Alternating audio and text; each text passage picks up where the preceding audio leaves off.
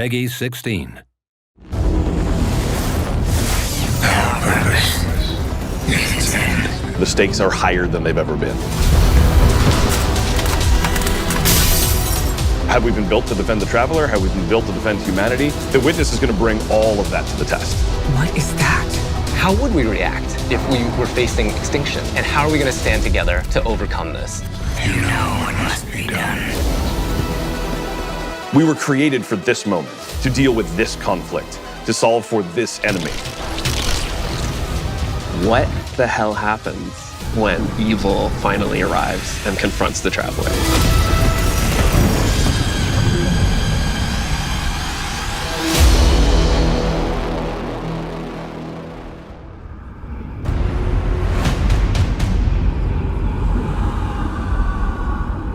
The traveler is threatened. The witness is here. Callus's forces are here as well. The pyramid fleet is here. Big shit is going down. Lightfall should feel like you have stepped into the middle of an active war. One of the values that we really wanted to push was making sure that you felt like the tip of the spear. You were the one who is initiating the action. You were the one who is taking control. You were the one who is attacking things. What this tone gave us the chance to do was to really surface the friendship, the camaraderie, the connections that we have to each other. Kaido, we'll need your troops. If the end of the universe is coming, what do we have left other than each other? Keep the enemy away from the traveler at all cost. There's a pretty big, serious threat that is happening to the solar system, so we really wanted to bring that gravity and that weight into the story. Got it! In a major way, what we're doing right now is we're both setting up the finale for the Light and Darkness saga. We're pulling the witness into the frame for the first time. The big question has been, what does it want with the traveler? What will happen when it finds it? And in Lightfall, it does find it. I feel like the witness is so drastically different from any other antagonist that we've had in Destiny in the past. You know, a lot of our Destiny antagonists are like kind of over the top and theatrical in their own way. And then we have the witness who's just so reserved. It's all about control with the witness. The witness is here to finish what the collapse started. Now, there's Callus, always been power hungry, in it for himself. He's now signed on as one of the witness's disciples. We're seeing Callus go through a transformation and emerge as something new.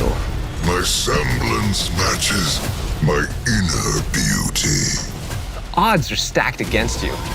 The witness has arrived. We got Callus. Everything's under attack. How do we deal with this? And then you find this thread. We knew we wanted to do another darkness power in Destiny. Are we gonna do what everyone thinks we're gonna do? Are we gonna make like poison?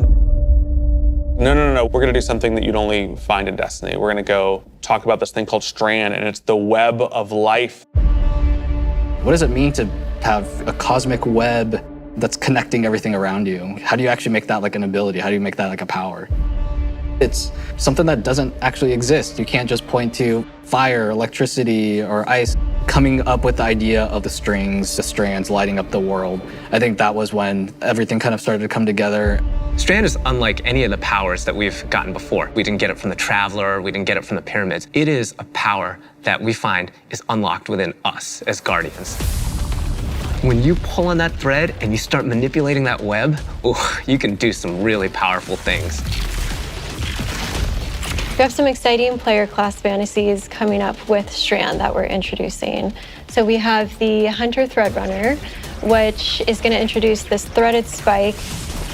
The Hunter Super Silk Strike, it's this kind of rope dart. You're constantly moving, constantly attacking. It feels fluid. It has an amazing style to it. It's just something we've never seen in Destiny before. And then there's the Titan Berserker, and the name is pretty fitting. The Titan Super is Blade Fury, where you weave these giant blades onto your hands. You have a melee attack that you can kind of combo indefinitely, and then you have your heavy attack, which sends out these suspending waves.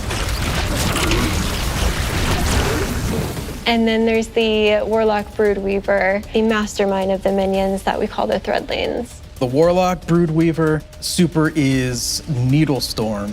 You create 3 sources of power, and then those then get launched out, and then those fly through the air. When they hit an enemy, they'll explode. When they hit the ground, they will then charge up and then turn into Threadlings.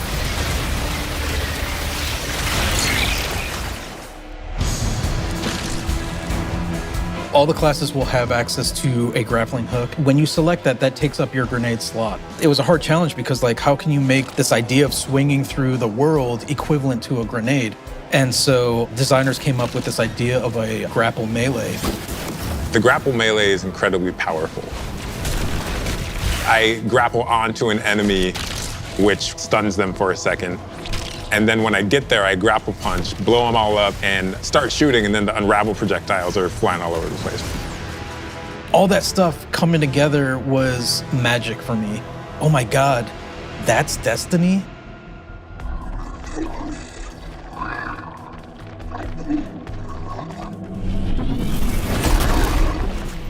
Neomuna has existed for hundreds of years. It branched off from Earth during our collapse and shut off any communication. So they've been secretly existing on Neptune for a very long time and keeping themselves safe. It was amazing to see how the concept artist made all of this beautiful art feel really fresh and new, but also a part of the Destiny universe. When you think about how to design Neomuna, like what's the architecture like? We're thinking of a lot of aerodynamic things, fins and sailboats. That informs us sort of the architectural form language that kind of looks unlike anything we've ever seen before. The high winds, strong pressure. We have that beach area where we show the sand is made out of diamonds. The whole terrain is following up into the beginning of the city. The color, the graphic design, the vibrancy, and yeah, there's some mysteries in there. The cool thing about Neomuna is that it's like this big neon-soaked city, but it has quite a spectrum of different environments. I think my favorite absolutely is the Thrillodrome. It is an arcade lost sector, and I think we can relate to spending our days in a sticky arcade playing games with our buddies. I'm also so excited for people to see the puka pond with all of the pukas that have been like such a mystery since Beyond Light.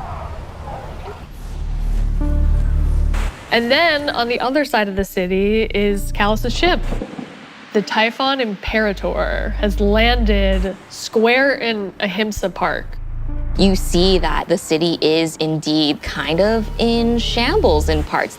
There's smoke, there's explosions in the air, and I just go back to the teamwork of everybody getting into a room and thinking like, what can we do to make this feel high octane, very explosive, and familiar?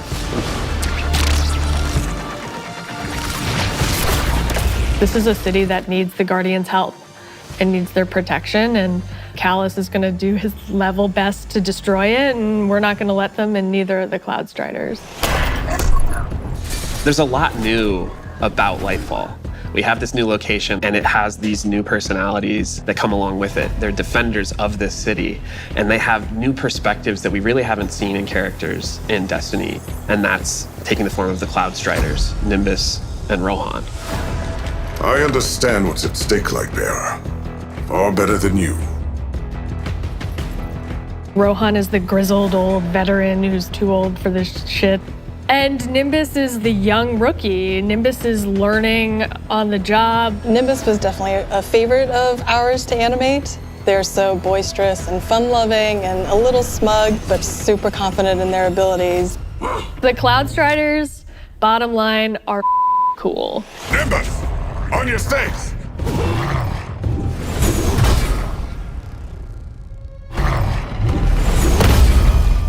We want the Tormentors to be the most scary unit that you've ever fought in the Destiny universe. Holy crap, this combatant is very powerful. It means business. It's incredibly intimidating. This thing wields a massive scythe. his command over all this void energy. The Tormentor can like grab you, and that's something we'd never really done before with the boss. Throws out the scythe, has the player in his hands. And in those moments for Dark Harvest, we actually do things with audio to make it feel even more intimate, where we duck out all the background sound. So you really have this intimate moment with this terrifying creature grabbing you.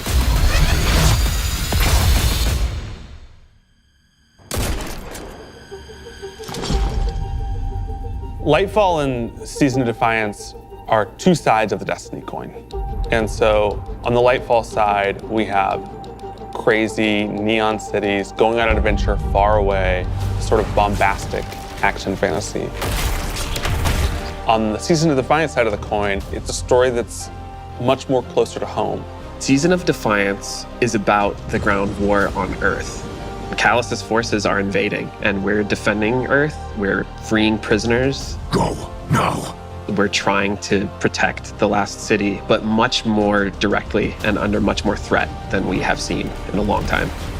You're working with Petra, you're working with Devram, you're working with all these people that you know that are close to home and that are battling for the real thing you're trying to save.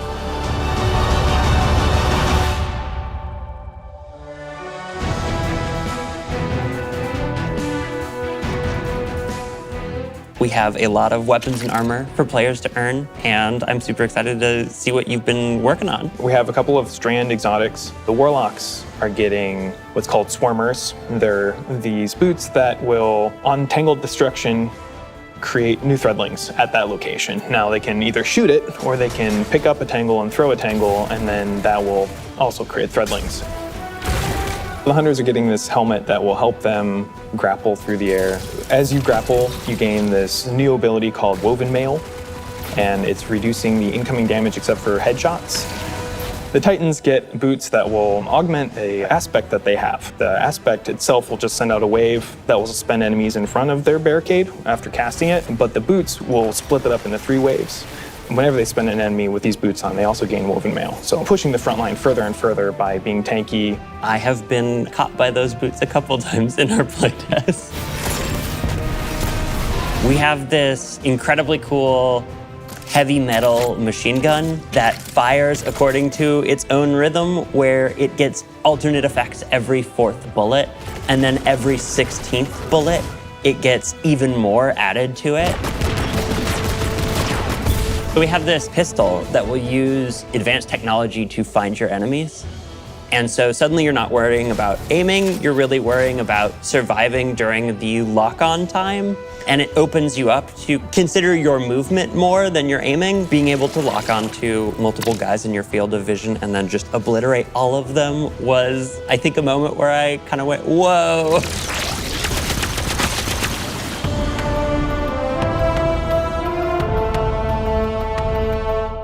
We're introducing a ton of new features that are designed to make sure that the player experiences are as good as they can be.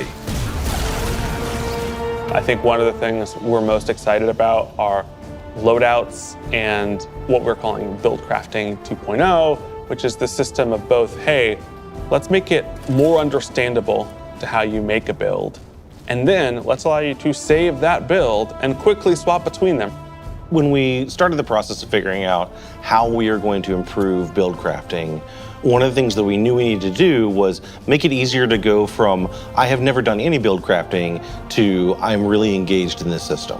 When we engaged with the UI team and we said, we need to improve this experience, they came back with, well, what if we did a build management screen and let you see your whole build on one screen?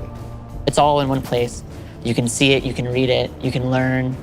And that coupled with our Guardian ranks that's gonna come in and basically be our first ever companion to every single player. Guardian ranks is our answer to what should I be doing in Destiny if I want to get better? You have this track that tells you what you should be doing. We're really excited for players to start diving into that system along with accommodations, a way to finally say thank you to players that you've been playing with. We think all of this stuff is coming together to bring this more cohesive relationship between our players. When we think about the future of Destiny, we think there's so much more to discover. We're just on the coast right now. We want to get into the heart of this continent. We are walking to our 10-year anniversary of Destiny, and Destiny being such a core part of our players' lives. We just want to keep building Destiny. We've been talking about this antagonist to the Traveler for so long. In Lightfall, we get to spend time with the Witness in a way that we haven't yet. We're paying off storylines that have been coming together and been building for years. More questions will certainly arise.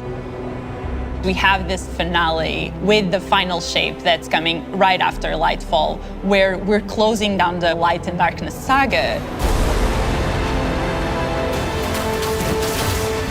But Destiny is far from over. This universe is about more than the conflict between the Traveler and the Pyramids, and we want to show you new ways to explore it. We want to show you new things to discover in the universe because we think that Destiny has a lot to offer, and Lightfall is the catalyst for that. It's high stakes, thrilling action, all at the same time, pushing the Destiny story to places it's never been before.